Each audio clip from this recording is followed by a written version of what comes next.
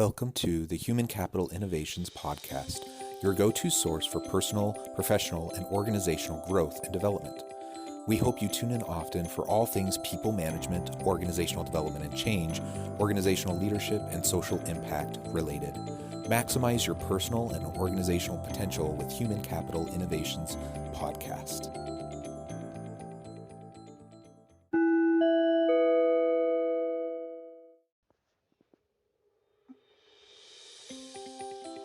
Welcome to the Human Capital Innovations Podcast.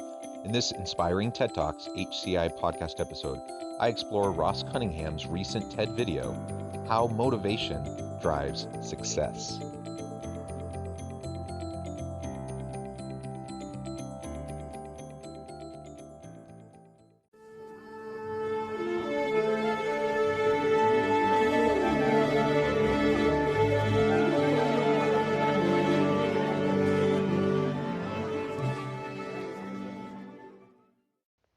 Welcome back to the Human Capital Innovations Podcast. It's great to be with you again today for this inspiring TED Talks HCI podcast episode. Today I'll be exploring Ross Cunningham's recent TED Talk, How Motivation Drives Success. Youth speaker Ross Cunningham shares his personal perception of what motivation truly is and explains how one can utilize it to overcome any challenge. His interest in this topic was originally sparked by his experiences concerning the concepts of motivation in sports. It also explored the importance of perseverance despite setbacks from a lack of natural ability. Thanks for joining me, and I'll catch you on the flip side of this first clip. Motivation. What is it? Why is it that some people can work endlessly towards trying to achieve their goals, whilst others can't be bothered to even make a start at trying to achieve them? Now, I'm sure you're all aware I'm not exactly very qualified to answer any of these sorts of questions, as I'm only a student. But at least in my experience, I can confidently say that motivation is the single most important characteristic in achieving success. I always like to imagine motivation in combination with natural ability, in the form of a bike race, where one person has one of the best bikes in the world, possibly the best, having 6 gears, maybe the more, an extendable chair, effective brakes, everything is going right for this bicycle. And then there's another person who has one of the worst bicycles, having 3 gears or less, covered in rust, nothing is going well for this bicycle. It's one of the worst there could possibly be. And they're both in a race with one another. And so the race begins. Now, naturally, the better bike should win. It's in the lead, and it's unsurprisingly. But then something unforeseen happens, something you couldn't quite believe to happen, in the fact that the worse bike, someone manages to overtake and inevitably win the race. Now, why is that? Why is the worst bike losing this race? It's the better bike. What is it that made the difference? Well, both of these bicycles contain one constant, the pedaling power. And this pedaling power, I believe, to represent one's motivation, where one's motivation can be the deciding factor in between two people in terms of how they win, who wins and who loses. And so, in this metaphor, I consider this to be a principle which I've always believed in. Now, it could be said that, what if two people have the same motivation level? Then, obviously, the one with the better bike would win. But I don't believe that. I believe that if you keep trying and trying and trying and trying, eventually you can achieve your goals. What is the key to success? Success in life, success in relationships, success in sports and hobbies, success at work. What drives success? As he opens up this TED Talk, he talks about 2 important components, natural ability and motivation. Now, we all know people who are naturally talented at a variety of things. We also know people that are just hugely motivated. They're just constantly driving, constantly trying to learn, constantly trying to grow and develop. Sometimes we have one individual with both. They're incredibly, immensely talented, and they also just work so hard. They are truly motivated to be the best they can possibly be, to be the best in their sport, to be the best in their job, whatever the case may be. But we also know people who are extremely talented and just don't seem to have the motivation. Maybe they are leaning too much on their talent. Maybe they've become passive and a little bit lackadaisical, perhaps even a little indifferent due to how easy a particular task comes to them. Perhaps they haven't really spent the time in self-reflection and trying to really understand why they're doing that thing, that sport, that hobby, that job, whatever. It just comes naturally and easy to them, and so they don't really think about it. They don't question it. They don't really try to grow in it because it's just always come naturally. I've known many people like that in my own life, and I suppose I'm like that in many ways in my own life. I'm sure there's things that I don't work on as much as I should just because it comes naturally to me. Now, it's wonderful to have natural ability. It's wonderful to have key strengths that we can then build off of.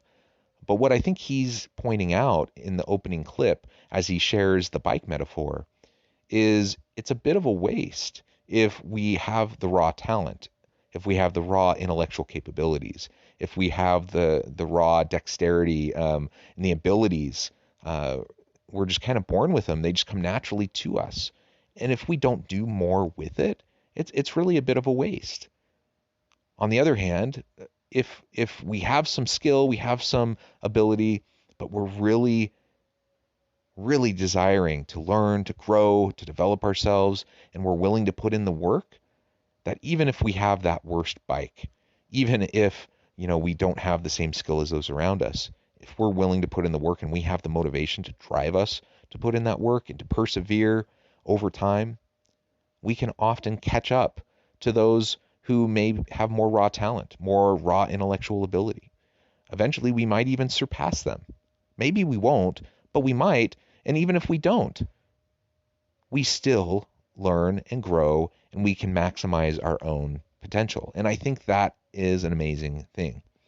I also couldn't help but relate to his opening metaphor because, as some of you know who listen to the podcast, there was a time in my teenage years where I did road biking. I did a couple really long bike trips. I did many bike trips, but 2 consecutive summers when I believe I was 14 and 15, I went on 200 plus mile bike races.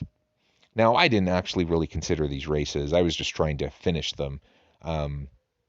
But they were intense and they took a lot of prep time. They took a lot of build up so that you had the stamina to be able to go on that 200 plus mile bike race.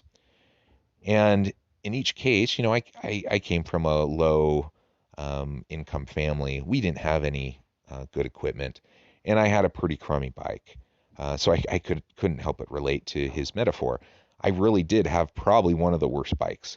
Most people wouldn't even try doing a race like that, that required that kind of stamina on that kind of equipment. I just didn't have a decent bike. In fact, I had a bike that really only had a couple working gears, and it was kind of up to me. If I was going to finish that race, it was going to be up to me, and I was going to have to push through having equipment that wasn't very good. And what I found in 2 consecutive years is while I didn't place towards the front of the pack, I did finish. And in each case, I finished, and I finished before many people who had, much better equipment than me. So how did that happen?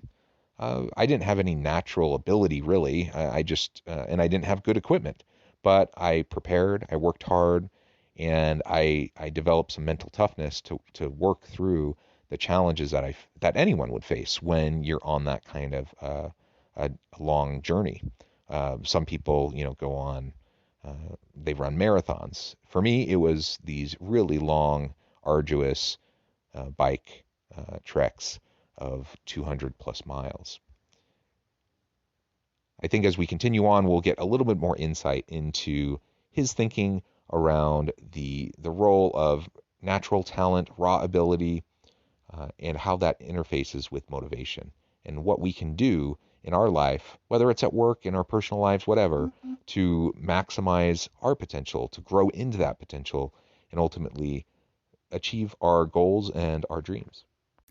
Now this principle, or better yet, a belief of mine, has been incredibly influential in my life. In 2011, I decided to do something I'd never done before, something I'd never had the opportunity to do before, which was to join a sports team, specifically the badminton sports team. Now, if you don't know what badminton consists of, it's essentially the hitting of this, otherwise known as a birdie, across a net with the use of one racket per person. And there are both single matches, one person versus one person, and doubles matches, two people versus two people. And I was intrigued by the game. I wanted to learn a new skill. I wanted to try something different. I wanted to do something which I'd never done before. And so I saw this and I figured, why not? So I gave it a try, and over time, going to every weekly practice, I found a passion. I enjoyed it. I wanted to do it more. I loved playing the game. I loved doing everything related to it. And so 3 months later, I decided to submit a form to try and join the U14 badminton boys team. And luckily enough, I managed to get in that team.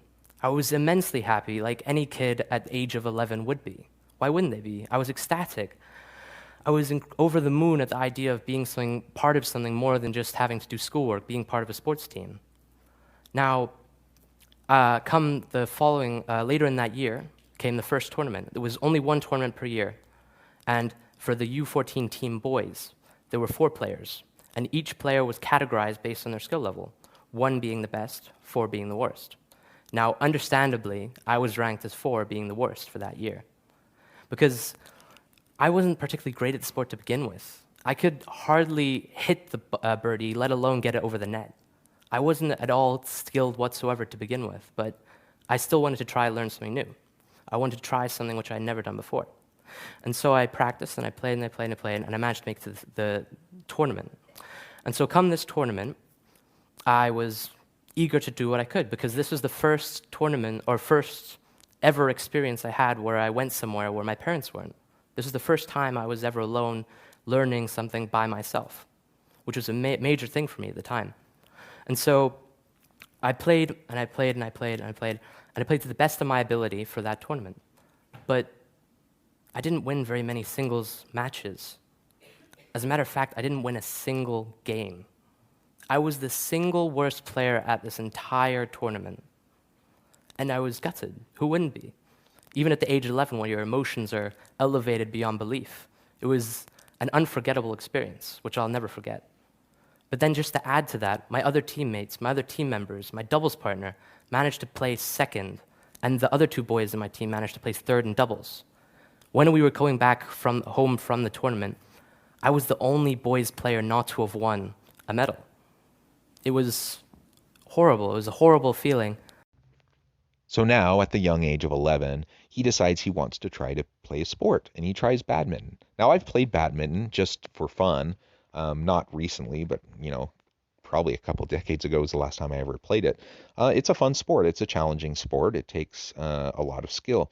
He decided he wanted to play badminton, and he hadn't ever really played before. But he tried it a little bit. He thought this might be fun, and so he decided to pick it up, and he started practicing.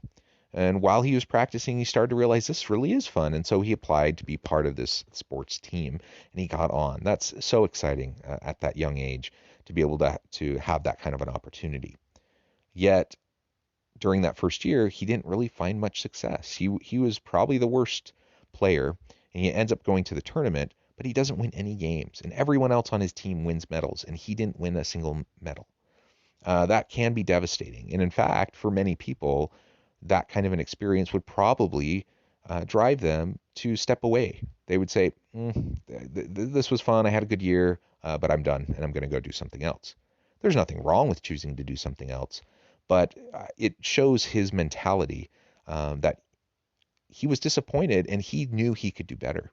And he knew if he worked harder, he could have improvement, and he could win those medals. He could have a good experience at the tournament, and ultimately he could have success.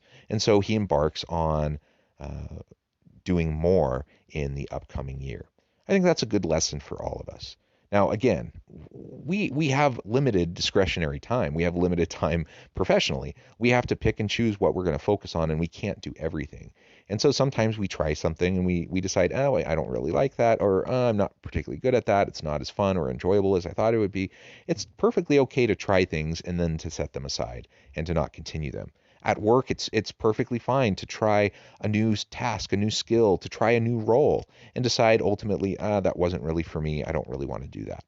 But I think the message from this first part of the clip is don't let fear rule and make the decision for you.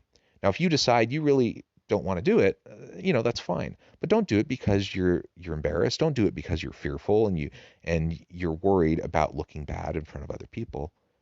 Be willing to challenge yourself. And most of us don't have raw natural capabilities that are going to allow us to immediately succeed. Most of us aren't LeBron James who can come out of high school and immediately dominate the NBA.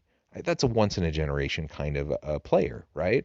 Most of us have to hone our talents and our skills, even if we have the raw natural talent. And so we develop those over time. And ultimately, he decided he really did like badminton. And this is something he was willing to commit to, something he was really willing to work on and develop his talent over time. I think we can each learn from that. I think each of us, as we go into the workplace, we can recognize there are parts of our jobs that we just don't like. Everyone has parts of their jobs that are crummy, that are rote, that are mundane, or just aren't well aligned with your strengths. That's okay, and we can learn that about ourselves over time, and we can better align and have good person-job fit and person-organization fit over time. But ultimately, don't allow fear, embarrassment, to dictate your decisions. Have the courage to work hard and to try over time in a sustainable way. That takes motivation, that takes effort. And so he's going to talk a little bit more about what that really means and how he found that motivation.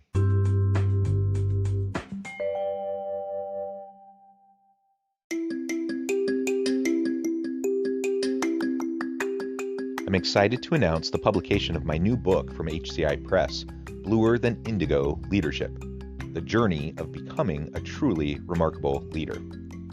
Early in my adult life, I learned about an Asian proverb that translates as bluer than indigo.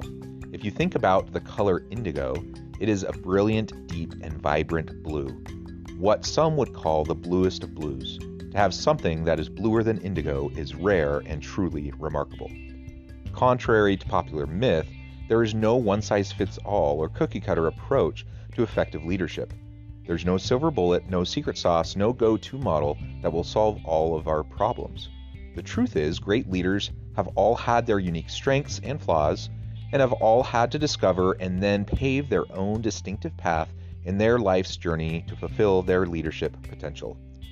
Bluer Than Indigo Leadership will help you discover your own path and explore those ordinary, everyday actions that will help you respond to an uncertain future and produce extraordinary results for individuals, teams, and organizations.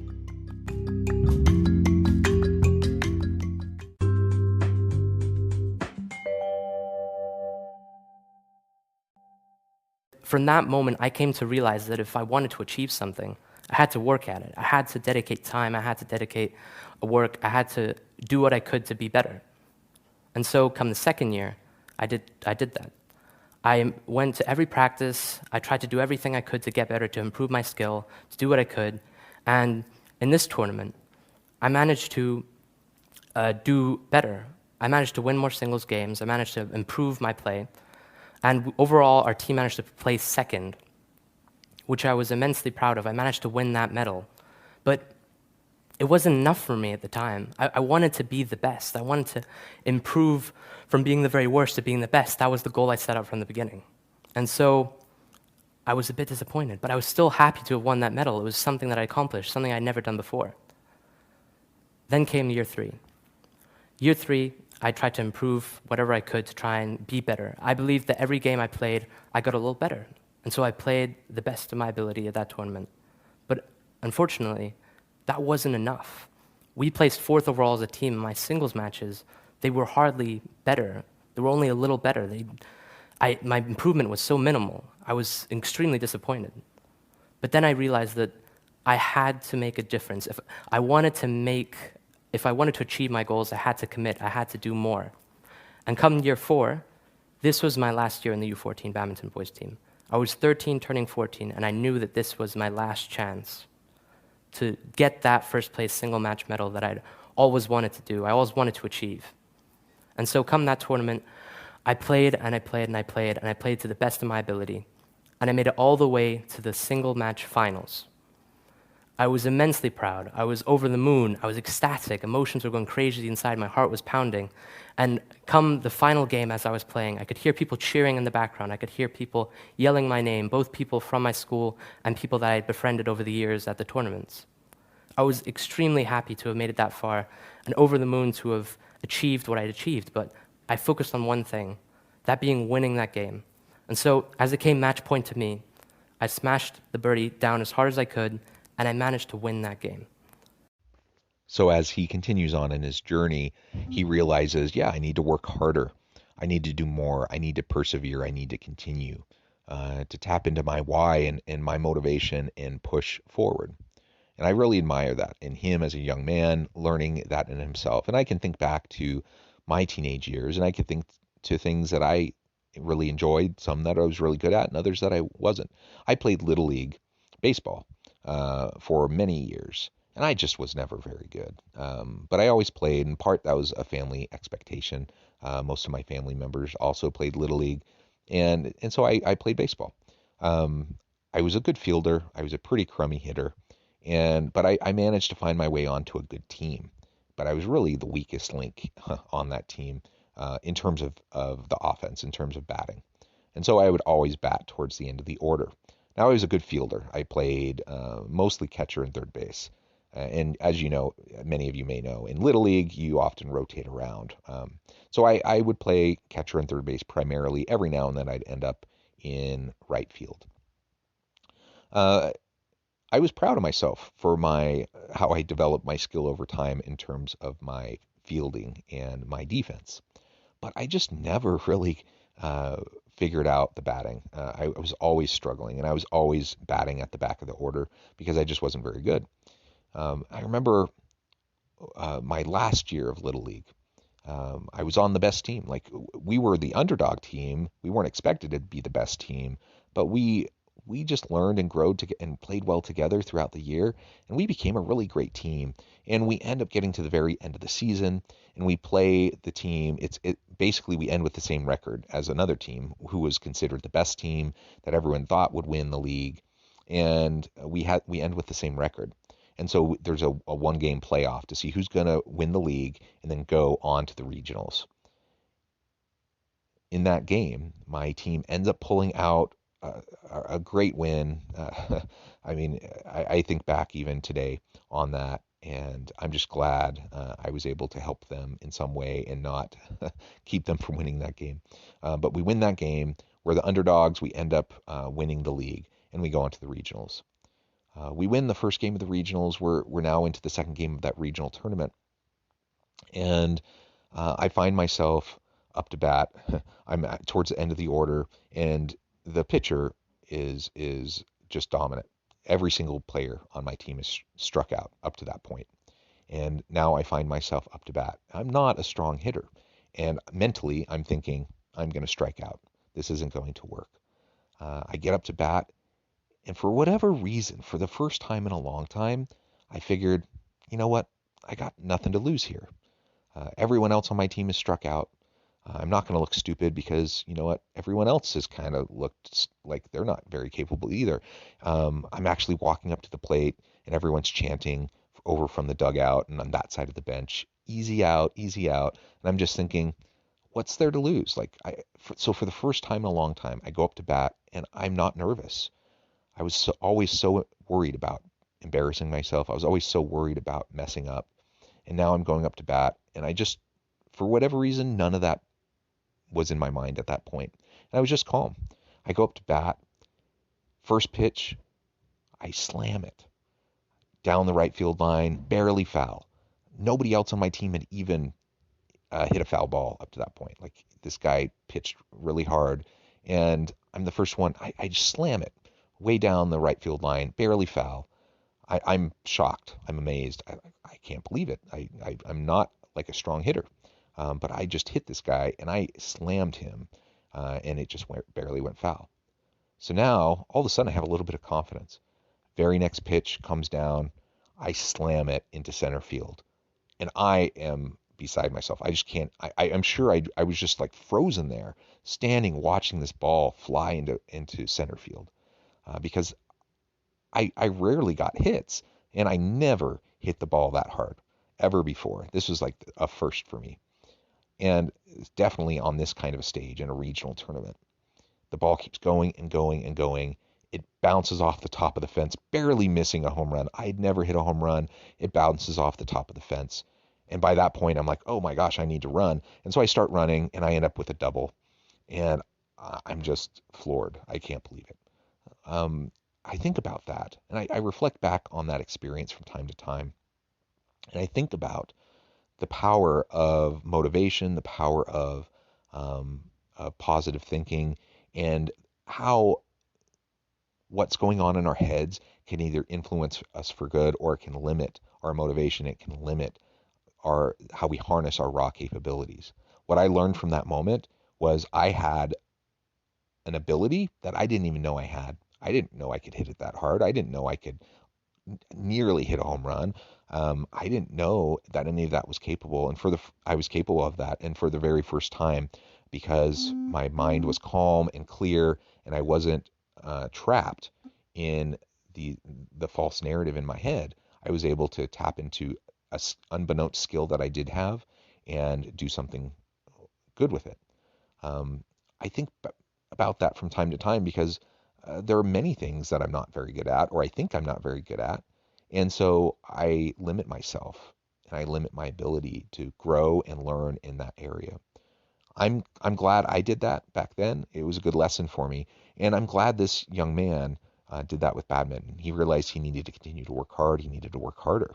And if he did that, he didn't allow his headspace to get clogged up with negative self-talk and diminishing himself, that he would be able to do something great. I managed to go undefeated in the single matches for the second seed. I was over the moon. I was ecstatic. It was the proudest moment of my life. I was overjoyed with a rush of emotions, adrenaline going down, but also up at the same time. It's indescribable. But the thing was, I was somewhat disappointed in the fact that our team overall, we placed second. We didn't get that overall victory that I was hoping to end on a high note on. I wanted to end my entire journey on a high note. I wanted to end it the best way it possibly could end. But that wasn't meant to be. And later on, I came to realize, when thinking back of the whole experience over the 4 years, of the whole experience of the badminton team, of what I learned, what I did, and I realized something. It's hard to describe, but I think this quote best summarizes it in the idea that continuous improvement is better than delayed perfection. This quote perfectly summarized my entire experience in the sense that I went from being the very worst player to being arguably one of the best players, going undefeated. This quote perfectly summarized the idea that each year I got better and better and better, and eventually I achieved my goals. So the next time you're taking up a new skill, you're taking up a new thing, or joining a new sports team, or whatever you're doing, think back, or whatever the start you have, even if it's the worst start possible and you have the worst bike, you can still win the race. Thank you. You can still win the race. He perseveres, he keeps working hard. In his fourth year, he wins the tournament. Now, that's a great story, and there's so many great motivational sports stories out there, great sports films. But it makes me feel good listening to that and hearing him working so hard, going from literally the worst player the first year of the tournament to the best player and winning the tournament in his fourth year. That's incredible, and it's a testament to his long-term sustainable motivation. I think each of us needs to think about that in relation to various aspects of our lives. What are we going to focus our attention on? There's only so much time in the day, so there's only so many relationships we can foster and sustain. There's only so many hobbies we can have. There's only so much we can do with work. Ultimately, we have to decide, and our resources, our time, are limited. Whatever we choose, let's give it our very best. Let's work hard at it consistently over time. Let's develop that skill. In some cases, our raw talent might not be great, but if we work hard, there are so many things we can achieve. And if we get outside of our own way and outside of the limiting thoughts that we often have, sometimes based on our own background, sometimes it's based on just what people are telling us or what we're believing from those around us or society at large, get rid of that, ignore that stuff, and just work hard, and you'll do great things. One of the classic examples of this in sports is the story of Rudy and the film Rudy. And many of you have probably watched that movie. That's a movie that I watch anytime I'm feeling overwhelmed, frustrated, and or lacking motivation. Because this young man who has a learning disability, who barely gets through high school, who's small, doesn't have a lot of athletic ability, but man, he has a goal, he has a vision of playing Notre Dame football. And he is going to do anything and whatever it takes to make that happen. And so he works and he works and he works, and he gets into college. He works and he works and he works, and eventually his junior year, he's able to transfer to Notre Dame. He works and he works and he works. He's able to get on the practice squad. He works and he works and he works. And he finally, because he's earned the respect of everyone around him, he's able to play in his last game of his senior year. It's an incredible movie. It's a testament to what we can do when we don't give up, when we can tap into that internal motivation within inside us. And that kind of a motivation, that's not something that comes from, just wanting fun, money, fame, fortune, whatever. It's a deeper intrinsic motivation. It's your why. Why does this really matter to you? What do you hope to accomplish? Why is it important? We need to figure that out within ourselves, and then we need to go chase it. And we need to not allow anyone else to tell us we can't do it. Ultimately, if we decide we're done and it's not for us anymore, that's fine. But don't let anyone else tell you you're done. Don't let anyone else put the thought in your head that you can't do it. You work hard, and there's so many things we can accomplish. I'm grateful for the motivation I found in my life. I really love the example of this young man. I appreciate his story and the principles that he shares in his TED Talk.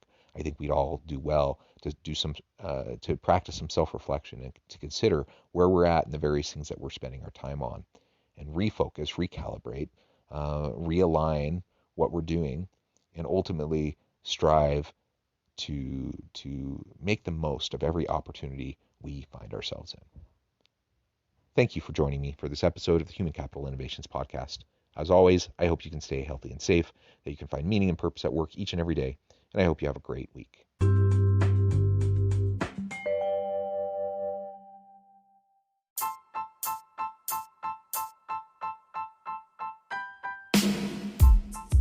The alchemy of truly remarkable leadership. Ordinary, everyday actions that produce extraordinary results. Consider how the nature of work has shifted over the past 50 years. With increased globalization, rapid technological advancement, and the shift in economic composition, the average job of today looks very different than the average job of 50 years ago. What will the jobs and organizations of tomorrow look like? Moreover, what does this all mean for organizational leaders? What are the core competencies and capabilities of organizations and their leadership that are prepared for continued disruption and geopolitical and socioeconomic shifts? Regardless of what the future holds, increasingly, leaders need to be socially minded, data-driven, decisive, champions of talent, and disruptors of the traditional notions of leadership, teams, organizations, and work. The alchemy of truly remarkable leadership will help you to explore your own leadership competencies and capabilities and consider ways to apply and implement them into your workplace and personal life.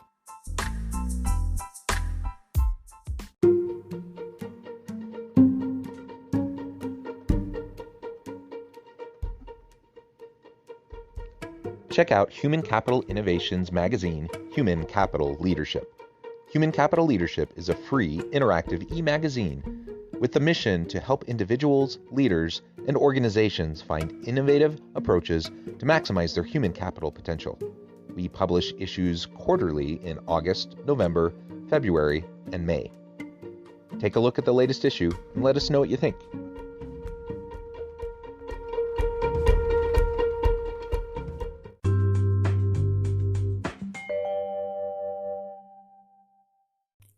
Thanks again for joining us for this episode of the Human Capital Innovations Podcast. I hope you stay healthy and safe and that you have a great week.